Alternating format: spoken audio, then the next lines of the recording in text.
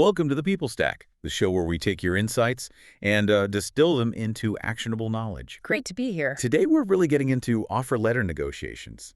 Specifically for you, the HR leaders and founders trying to navigate India's, well, let's face it, incredibly competitive job market. It really is relentless sometimes. Exactly. This isn't just about sending out an offer, is it? It's about finding that fine line between getting the best people and keeping things fair and orderly inside the company. Avoiding that accidental chaos, as you put it. Right. So our mission today is to give you the tools to not just sort of get through these negotiations, but actually use them strategically. Secure that top talent, but without wrecking your budget or team harmony. Absolutely. And based on what we've seen, getting this right can seriously shift your whole hiring game, make it much more proactive. Couldn't agree more. Okay, before we dive in, the usual but very important disclaimer. Points discussed here are views and opinions of ours. You should always consult with a lawyer for proper legal opinion and advice. Always good practice. Okay, let's get into the thick of it. The Indian offer negotiation landscape. Yeah, it's unique. So, in India's job market, especially the candidate-driven parts, these negotiations aren't just a nice-to-have skill, they're happening daily, Rainier. Yeah. What's the real ground truth? Oh, absolutely. It's a constant. Doesn't matter if you're a tech startup buzzing with energy or, a more traditional manufacturing company. Offer negotiations are just part of the process. Everywhere. Everywhere. And the key thing, especially in tech, finance, those sorts of sectors, is how candidate-driven it is. Skilled people often have multiple offers on the table. So they have all the leverage. Pretty much. You hear it all the time. Look, I appreciate your offer, but I have another one that's offering X amount more. It's almost expected. Right. And that puts, huge pressure on employers, especially the smaller companies, the startups. They have to react fast, get creative. You really feel that pressure. I've heard stories, good candidates turning down great roles just because the salary wasn't quite hitting that mark they expected. It happens. So beyond just the base pay, what are maybe the top 2 or 3 things candidates are really pushing for? And how does that stack up against what companies, especially in India, can realistically offer? Good question. Well, obviously salary is number one. But beyond that, we see a lot of negotiation around job titles getting that senior tag, for example. Ah, the title. Important for status. Very much so. Flexible work options are huge now, too. And then specific perks or allowances. Think about software developers. It's not uncommon for them to be looking for a, say, 30–40% hike over their last salary when switching jobs. 30 to 40%. Wow. Yeah. Whereas maybe a sales manager might focus much more on the incentive structure, the commission, the allowances that really impact their take-home pay. Makes sense. Different roles, different priorities. Exactly. And candidates are smart. They do their homework. They know the market rates, or at least they think they do, and they'll push for that top end, which, of course, creates a headache for HR. The classic HR dilemma. Balancing external demands with internal budgets, salary bands, fairness to the existing team. Precisely. It's a tough balancing act. Okay, so we know it's competitive. Yeah. But what about those challenges that feel particularly, Indian? Things that maybe HR folks elsewhere don't grapple with quite as much. Oh, there are definitely some unique curveballs. The big one, long notice periods. Yes. 2, sometimes 3 months. Exactly. And that long period means a candidate who's accepted your offer and is serving notice. They're still technically on the market. They can keep interviewing, keep negotiating. So your offer isn't really secure. Not until they walk through the door on day one, really. It leads to these really drawn-out negotiations, or worse, offer dropouts right at the last minute. The classic scenario. Verbal, yes. Then silence, then. My current company matched your offer. Or even worse, they beat it. Can you match their counter? It's a nightmare for planning. That and candidates just ghosting, disappearing after accepting. It happens more than you'd think. So what's the practical advice there? How do you manage that risk? You have to manage timelines very carefully. Setting clear offer validity periods is one tactic. This offer stands until X date, and keeping backup candidates warm, just in case. You can't assume it's done until it's done. Crucial point. So, despite all these challenges, the negotiation itself, should we see it just as a hurdle? Or is there a different way to frame it? That's a really important perspective shift. It shouldn't feel purely adversarial. Think of it as an opportunity. An opportunity? How so? Well, It's a chance for the candidate to feel valued, to feel heard, and for you, the employer, it's a prime moment to reinforce why your company is a great place to work, your culture, growth prospects, the non-monetary stuff. Okay, I see that. Make it part of the positive onboarding experience almost. Exactly. And remember, norms differ. IT and startups expect aggressive talks on salary, maybe stock options, public sector, much more rigid pay scales. Knowing your industry helps you anticipate what's coming. Right, understand the playing field. Okay, let's drill down into the absolute core of most negotiations. Salary. This feels like where the biggest gaps often are. It usually is the toughest part, yeah. You've got candidate expectations driven by past pay, what their friends are getting, online research, cost of living. All that external noise. Right. Versus the company reality.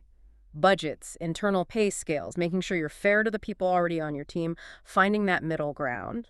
It's tricky. And specifically in India, what kind of percentage hikes are candidates typically expecting in those hot sectors, like tech or digital marketing? In those fast-growing fields, yeah, expecting a 20–30% increase is pretty standard, sometimes even higher, honestly. They'll justify it with inflation, market demand for their skills. And companies, especially startups or SMEs, they often just can't match that kind of jump without issues. Right? Often, no.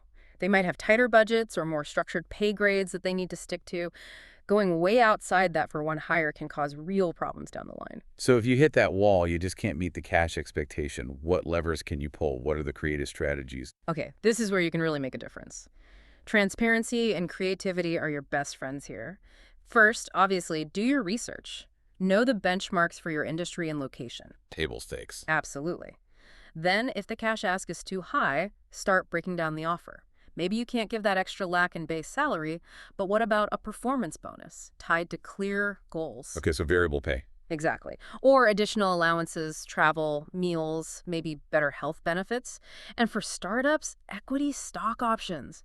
That's a huge one. The potential upside. Right. So that candidate asking for, say, 2 lakh more than you budgeted, maybe 1 lakh extra in base, plus a solid performance bonus structure, plus some stock grants. Suddenly that package looks much more appealing, even if the fixed cash isn't quite what they first asked for. It's about crafting total value. I like that crafting value. Yeah. But how do you explain why you can't meet their initial cash demand without sounding cheap or making them feel undervalued? Communication is everything here. Don't just say a flat no. Explain your reasoning. Look, our salary band for this role goes up to X because we need to maintain fairness with our existing team. Or our budget allows for Y, but here's how we can add value in other ways. Frame it collaboratively. Precisely. And always highlight the whole package. Mention the retention bonuses, the insurance coverage, the flexible work policy, the learning budget. Say something like, when you look at the total compensation and benefits and flexibility, we believe this is a really strong offer. You're solving a problem together, not fighting over a number. And managing expectations from the start. How do you avoid surprises later? For the HR or founder side, simple rule, don't promise anything you haven't got approval for. Be honest about constraints early on. Right. And for the candidate's expectations, be clear about non-negotiables up front. If your company has a fixed policy on, say, travel allowances, mention that early so you don't waste time haggling over something that just can't be changed. Makes sense. Any practical tips for making the offer itself clearer? Definitely.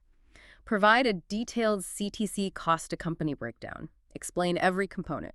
Base, bonus potential, provident fund, gratuity, insurance premiums paid by the company. Ah, the PF and gratuity bits. Mm-hmm. Sometimes candidates focus only on the in-hand amount. Exactly. They might see a high PF contribution and think their take-home is too low. If you explain that it's a mandatory long-term saving or clarify how gratuity works, it can often resolve concerns without you actually needing to change the offer amount itself. Clarity builds trust. Okay, now for the scenario that keeps HR managers up at night, the counteroffer. You found the perfect candidate, verbal, yes, everything looks good, then bam, their current boss or big competitor throws more money at them. The classic squeeze play. Very common for top talent, especially when bigger companies with deeper pockets get involved. So impulse reaction might be panic or frustration. What's the right first step? Stay calm. Seriously, don't react defensively. First, congratulate them on getting a strong counter. It validates your choice too, right? Then gently gather information. Okay, thanks for letting me know. Can you tell me a bit more about what the other package includes? And more importantly, what aspects are really driving your decision now? Is it just the money? Or is it the title, The specific projects, maybe shorter commute, better work-life balance. Trying to understand the real motivation behind considering the counter. Exactly. Maybe their counter is 5 lakh higher, but your role offers a director title or the chance to lead a really innovative project they're passionate about. You need to know what truly matters to them. Okay, so you've gathered the info. Now, what if you simply can't match the cash component? How do you play your hand then? That's when you double down on your non-monetary strength. All those things we just talked about. Can you offer faster career progression, direct mentorship from a senior leader, unique learning opportunities they won't get elsewhere? Emphasize the differentiators. Absolutely. Especially for startups, you often can't win a straight bidding war on salary. So you highlight the impact they can make, the culture, and crucially, those stock options. The potential long-term wealth creation can sometimes outweigh immediate cash, especially for the right candidate profile. You have to change the game, shift the focus from just cash. But surely there's a point where you have to say, enough is enough. Yeah. When is it time to just walk away? Definitely. You need to know your walkaway point. If the gap is huge, like the counter is 50% higher than your absolute max budget, trying to bridge that is probably futile and maybe even irresponsible. And potentially damaging internally if you break your structure. Exactly. If matching it would create massive pay inequity and resentment within your existing team, that's a huge red flag. Sometimes the wisest move is to gracefully bow out. Say something like, "We understand that's a very strong offer. While we'd love to have you, we need to stick within our compensation framework to be fair to everyone. We wish you all the best. Always keep the door open, leave on good terms." And the timing. Counteroffers usually have a short fuse, right? How important is speed? Hugely important. Time is absolutely of the essence. You need to discuss internally quickly, make a decision, and communicate back promptly. Even if your answer is, "Sorry, we can't increase the offer," a fast, respectful response shows professionalism. Dragging your feet just makes you look indecisive and might push them towards the other offer anyway. So once you decide your stance, how do you wrap it up? Avoid getting stuck in endless rounds of back and forth. Yeah, you definitely want to avoid that. Decide on your best and final offer, whether it's the original one or a slightly improved one. Communicate that clearly and firmly. Okay, after reviewing everything, this is our best and final offer. We stretched as much as we can because we really value your profile. We hope you'll consider it. Set the clear boundary. Exactly. It shows you're serious, but also that the negotiation needs to conclude. It respects everyone's time and prevents the process from becoming frustrating. This leads nicely into that core tension, flexibility versus firmness. Knowing when to bend and when to hold the line. It feels crucial. It's absolutely fundamental. Get it wrong, and you either lose great candidates or create internal messes. Finding that balance is key. Okay, let's talk flexibility first. Where does it make strategic sense to accommodate a candidate's request? There are definitely areas where flexibility pays off. Job titles, for one. If giving someone senior engineer instead of engineer makes them feel valued, aligns with their experience, and doesn't really cost you anything or mess up your internal structure, why not? It's an easy win. Low cost, high impact for the candidate. Exactly. Work arrangements are another big one, offering flexible hours, a couple of work-from-home days, or even fully remote if it fits the role. These are highly valued in India now, big differentiator. Work-life balance focus. Huge focus. And finally, reasonable one-time requests. Maybe they need an extra week before joining, or some help with relocation costs. If it's feasible and shows goodwill, accommodating these small things can seal the deal and start the relationship positively. Makes total sense. Now, the flip side. The non-negotiables. Where do you absolutely have to stand firm? Right, drawing the line. First, anything that pushes way beyond what was initially discussed or agreed upon, or anything that violates core company policies, that's a clear boundary. Like asking for a special bonus structure just for them. Precisely. If you had a standard bonus plan or stock option policy, making exceptions is dangerous. Always ask yourself that question. If everyone knew about this special deal, could I justify it as fair? If the answer is no, hold the line. Internal equity is paramount. Absolutely. You also need to stand firm on genuine budget ceilings. If the money simply isn't there, it isn't there. And critically, never ever bend on legal or ethical boundaries. Requests for things like under-the-table payments or ignoring notice period obligations, that's an immediate, firm no. Non-negotiable for compliance and fairness. And communicating these boundaries. Yeah. How do you do it early without killing the vibe or sounding completely inflexible? It's about targeted firmness. You can signal where limits are while keeping other doors open. For instance, okay, Regarding the base salary, we've really put our best number forward based on our internal structure. That part isn't flexible. However, let's talk about the performance bonus, or maybe the flexibility in working hours. Perhaps we can find common ground there. So be firm on specifics, but stay open overall. Exactly. It shows you have constraints, but you're still willing to engage and find solutions where possible. And when you do have to say no, how do you do it respectfully? Keep it professional, calm, and reason-based. Unfortunately, we can't accommodate that request because our company policy requires X, or that's beyond the budget allocated for this role. A clear, concise, respectful no is much better than ambiguity or making excuses. Candidates might be disappointed, but they'll usually respect the honesty. Let's talk about when things go wrong. When negotiations drag on, become overly complex, what's the real damage, beyond just frustration? Oh, the damage can be significant. It's not just annoying, it actively harms the process and potentially the team. How so? Let's start with the internal process. Well, think about the admin burden. Every time you revise an offer letter, maybe 3, 4, even 5 times, that's time, effort, approvals. It slows everything down. Delays the start date. Exactly. Which impacts project timelines, team workload, maybe even other hiring decisions that were dependent on this role being filled. It creates real planning headaches. And what about the candidate themselves? Does a long, drawn-out negotiation affect their likelihood of actually joining? It absolutely can kill the deal. Offer acceptance rates definitely take a hit. The longer it drags on, the more time they have to get cold feet, maybe receive another competing offer, or just lose enthusiasm for the role in the company. Momentum is lost. Hugely important, that momentum. Oh. Once it stalls because you're haggling over tiny details for weeks, doubt starts creeping in. Is this company decisive? Is this really the right move? Your chances of getting that yes drop. That's a big risk. Yeah. And then there's the impact on the existing team, right? If word gets out that the new hire got some super special deal after intense negotiation. Oh, that's poison for morale. It almost always gets out, doesn't it? Somehow, yes. And then you start hearing the whispers, wait, the new person gets a bigger travel allowance. Why? I've been here 3 years. It creates resentment, erodes trust, makes people feel undervalued. Any inconsistency, especially if it feels unfair, can really damage team dynamics. Undermines the whole idea of fairness. Completely. During these tough negotiations, are there signs, red flags maybe, that suggest this candidate might actually be difficult to manage later on? Yes, definitely. You need to pay attention to how they negotiate, not just what they negotiate for. Are they overly aggressive, nitpicking every single clause, constantly revisiting points you thought were settled? Trying to renegotiate after saying yes. That's a big one. If you see that kind of behavior, it might be a preview of things to come. In really extreme cases, you might even consider withdrawing the offer. It sounds harsh, but sometimes it's better than bringing someone in who you suspect will constantly push boundaries or create friction. Better to cut your losses early. Starting off on a shaky foundation. Exactly. And don't forget the opportunity cost. All the time and energy you pour into one excessively long negotiation.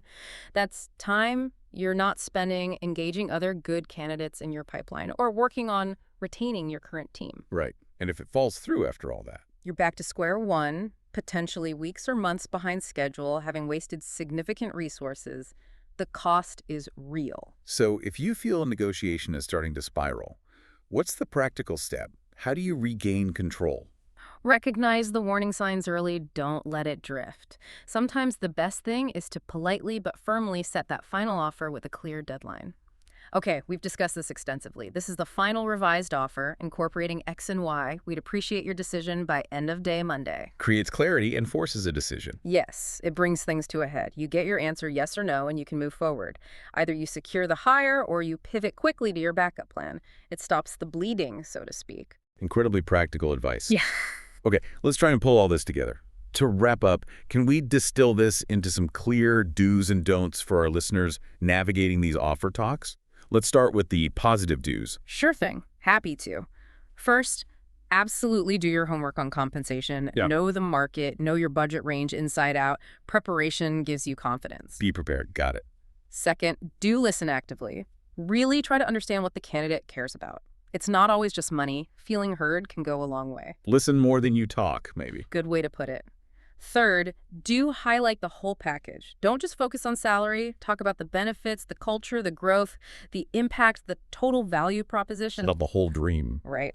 Fourth, Do maintain a positive and professional tone. Even if it gets a bit tense, keep it collaborative. You're potentially starting a long-term relationship. Build bridges, don't burn them. Fifth, do know your walkaway point. Have clear boundaries on what you can and cannot concede. It saves frustration and keeps things fair internally. Know your limits. And finally, number 6, do document changes clearly.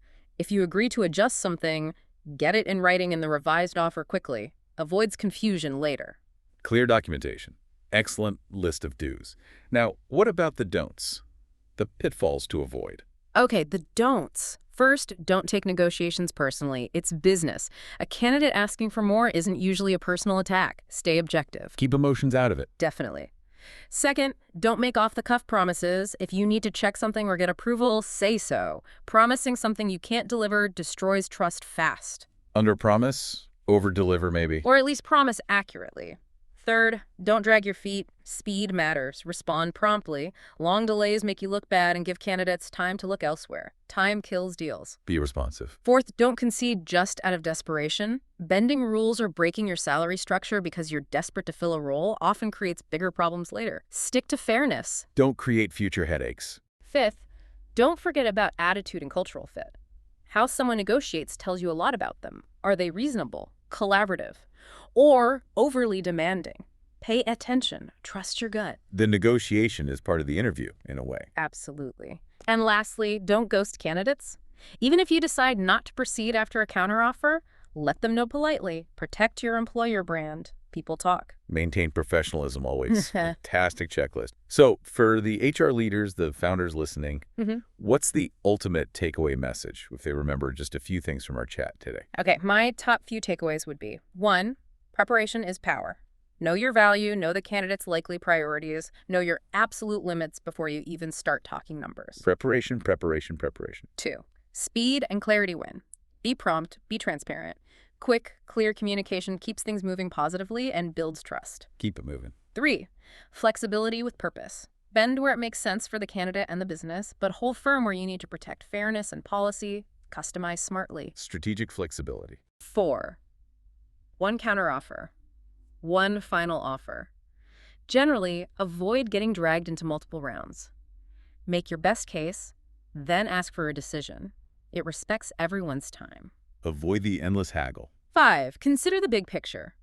Always think about the ripple effects on your current team, on future hiring, on the new person's long-term fit and happiness. Think long curve. And finally, learn and evolve. After each negotiation, do a quick debrief. What worked? What didn't? Use each experience to refine your approach for next time. Continuous improvement. That's fantastic. Offer letter negotiations, yeah, they can definitely feel like walking a tightrope sometimes. They really can. But hopefully with these kinds of strategies and the right mindset, you, our listener, can navigate them successfully. And remember, the real goal isn't just to win the negotiation, right? Not at all. It's about starting what you hope will be a long, productive, professional relationship on the right foot. Aim for that outcome where the candidate feels genuinely excited and respected, and you feel confident that you upheld your company's integrity and internal balance. That's the sweet spot. It really comes down to understanding their perspective, clearly communicating yours, and finding that common ground where both sides can say yes with confidence. Good luck with that next hire. Hopefully you can craft offers that lead to great partnerships, minus the chaos. And here's something to think about as you approach your next negotiation. In this market, where individual leverage seems higher than ever, maybe the real negotiation isn't just about the CTC breakdown. Maybe it's about how consistently you communicate your company's deeper story, the long-term vision, the values, the opportunities beyond the paycheck. What message are you really sending with every offer you extend? This session was sponsored by www.uado-fs-rd.co. They might not be able to help you wrestle with those tricky counteroffers, but they can definitely make the rest of your offer process smooth, easy, and simple. That's why they're known as the founder's best friend. Check them out, www-ff-r-spo. Thank you so much for joining us for this discussion. We'll catch you next time on The People Stack.